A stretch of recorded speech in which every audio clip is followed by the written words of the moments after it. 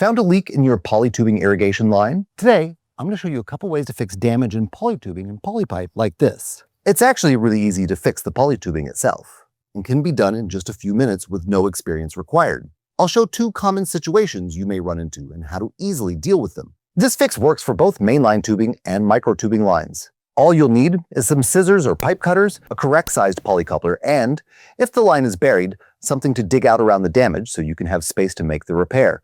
If your tubing is extensively damaged, you'll need two polycouplers and a length of tubing to splice into the line. Pests, shovels, and lawn maintenance tools can damage irrigation tubing. Adequate care can help prevent such damage. Check out our video in the top right corner or in the description below to learn proactive strategies for avoiding polytubing damage in the future. Alright, so how do we fix some minor damage to our tubing? It's actually simple. You can just use a coupler like this or this, you're probably familiar with these, to splice the two undamaged sections together. The very first thing you want to do, if you haven't already, is turn off your water. Next, I'm going to make a nice, even cut right next to the damage. The reason I'm doing that is you want to have nice, cleaned edges to work with when you install your coupling. Tubing is very flexible, so to some degree this is an optional step. But what I like to do is measure and make a score mark about where the fitting's going to end, and that's where I'm going to cut off the rest of my tubing. This can be very useful if your tubing is buried or if it's mounted or clamped in place and it doesn't have a lot of slack or give. Okay, now we've got a cut that's a perfect match for our fitting. All right, let's pop it in. Just walk the tubing back and forth over the barb, then tighten the locking nut. Quick tip here, if you're having any difficulty getting the tubing onto the coupler, is to dip the end of the tubing into hot water for a few moments.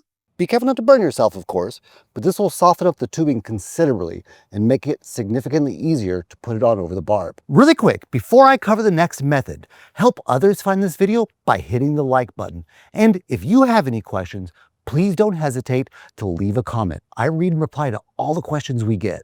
All right, so what if the damage is really extensive like this here where some raccoons got to it? The answer is still easy. All you'll need is two couplings and a length to splice in. Just like the other method, make sure the water is off and then make some clean cuts on the damaged ends of tubing. Now we're going to put on our first coupling. Same thing as before, just walk the tubing back and forth over the barb, then tighten the locking nut.